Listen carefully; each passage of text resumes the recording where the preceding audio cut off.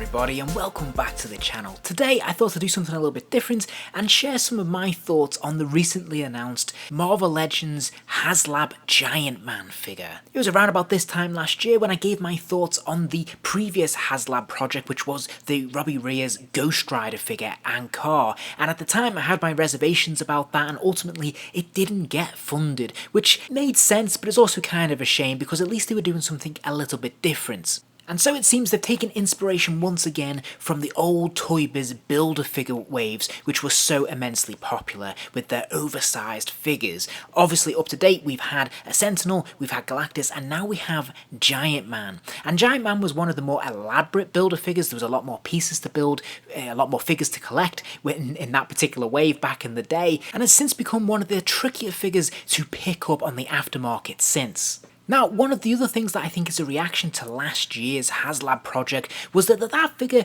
was coming in at £350 for that car, roughly speaking, and that seemed a little bit of a stretch for what we were actually getting. And of course, in the following year, we saw McFarlane release a 7-inch scale Batmobile. Admittedly, it didn't have all the fancy features, the lights and the various effects and things that the Haslab offering was giving us, but it did put things into perspective. Why are collectors being expected to shell out such huge amounts of funds when there are other similar collectibles much more affordably available? And so this year we see a massive reduction in the cost of this Haslab Giant Man figure. The price is £200 in the UK, making it the cheapest Marvel Legends Haslab project to be funded since it began a few years ago with the Sentinel. The Sentinel was about £350, Galactus was £450, and then Robbie Reyes was about £350. This obviously comes in significantly cheaper than the cheapest one up to this point, a good £150 saving so far. But there is a few caveats in that because we're not getting some of the extra features that we saw in those other previous projects. So let's break this down. What do you get for your £200? Well, you get a large Marvel Legends action figure. How large? Well, it's 24 inches tall. Now that sounds pretty impressive if we compare it to the previous ToyBiz version that was only 16 inches tall, so he's significantly taller. He also has 91 points of articulation, so I think it's fair to say this is a significant improvement as well. We even have individual digits in the fingers being able to move, which is lovely stuff. And he also comes with 2 alternative face plates as well, so we have 3 total different expressions we can have for our Giant Man. So this is all really cool stuff. In terms of the overall look of this figure, a lot of it is digital renderings of course, but it looks pretty sharp. I think the dimensions, the paint apps that we're seeing here all look great, and as we touched on, the articulation obviously going to be absolutely fantastic. So I think on the face of it, this is a really cool addition. Of course, it's a much sought after character. They seem to have done a very nice job of it in terms of the presentation, and he is massively oversized, so what's not to love? Well, there are a couple of downsides to this particular release. First off, yes, he is tall, there's no doubt about it, this is a big figure, but you will notice Haslab are advertising it as the biggest hero figure released so far in the line. Note the word hero because we have had others in the series so far. Now, the Sentinel was tall. The Sentinel was just over 26 inches tall, whilst Galactus was a whopping 32 inches tall. So by comparison, this Giant Man figure is looking a lot smaller. Now, that's not necessarily a bad thing because it's all about scale, and I actually think a lot of collectors will appreciate that because no one expects Giant Man to be the same size as Galactus. That's a given. So I think that's fair enough. But when we're talking about value for money here, we have to bear this in mind. The other thing to consider as well is the fact that the tier unlocks are particularly unexciting from my perspective. What we've seen in the past is really cool additional exclusive figures, characters that we've not seen before or unlikely to get in the future.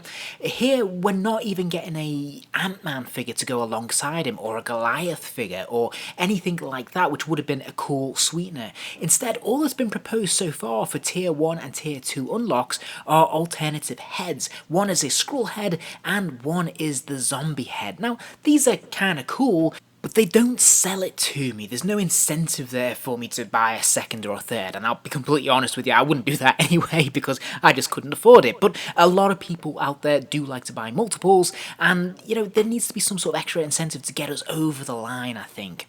If we look at the backers for this project so far, we can see that there's, you know, it's not quite halfway there yet to meeting its target, but we've got quite a long time to go, and I'm fairly confident that this one will go into production. I'm not sure whether it will get the tier unlocks, but as I said, I'm not sure at the same time whether that's a particular selling feature for this particular figure.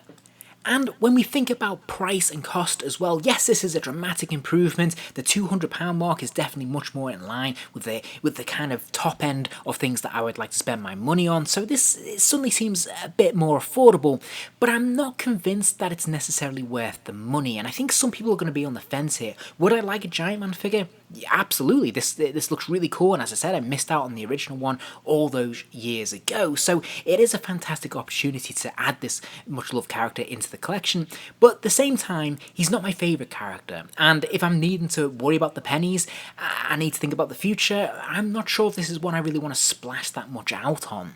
And £200, well, that's still a lot of money. And by comparison, I still think it's important to draw a parallel with the Spider-Man 2 figure, which was a deluxe 18-inch Spider-Man action figure released at the time of the Spider-Man 2 movie all the way back in the early 2000s. Now, I fully appreciate it was a different landscape, and certainly the economy was in a different place, and the way toys were made was very different. Of course, we have to adjust for inflation as well. But this was a mass-market released action figure, and comparatively cost very, very little, and it still had a solid 61 points of articulation, and it's an absolutely fantastic figure, and even come with a few extras as well, including web shooters and whatnot. And I love this figure, and it had all the moving digits and everything, and I just thought it was an absolutely fantastic figure, and I still love it, and I even covered it on this channel a few years ago. It's a great figure, and it always puts me in mind when I see these other releases, these Haslab projects, because they're so costly by comparison. Now, I know the counter argument is, well, that was a very popular character, it could be mass produced, it was a different time, inflation, etc. Totally get it, but at the same time, I'm not sure by today's money whether that still is being justified. I'm not sure. I still think these figures could be produced for a lot less than what we're being charged. So then, final thoughts from me. I'm kind of on the fence whether I'm going to pick this up. I am kind of tempted because I do like the character, but at the same time, I'm struggling to justify the spend on it. So I'm probably going to pass again, sadly. But on the positive side, I think it's good. It's encouraging that Haslab or Hasbro are listening to the fans, that they've taken some course correction steps here to try and give fans what they want and more in line with their budget. So I definitely think that's a good thing. I think the figure itself is pretty cool. I would like to have one, but yeah, I'm still struggling with this new pricing model. I'm not quite sure it's going to be sustainable in the long term for a great many fans. But please do let me know your thoughts in the comments below. I'm always fascinated to hear how other people feel about it. I'm sure there'll be many people out there who would definitely argue with me and say that this is a fantastic deal and we should buy 3 each. But I'm totally open to hearing your thoughts. In the meantime, have a great day, and I'll see you in the next video. If you enjoyed this video, please do give it a like, and remember to subscribe as there'll be plenty more videos soon.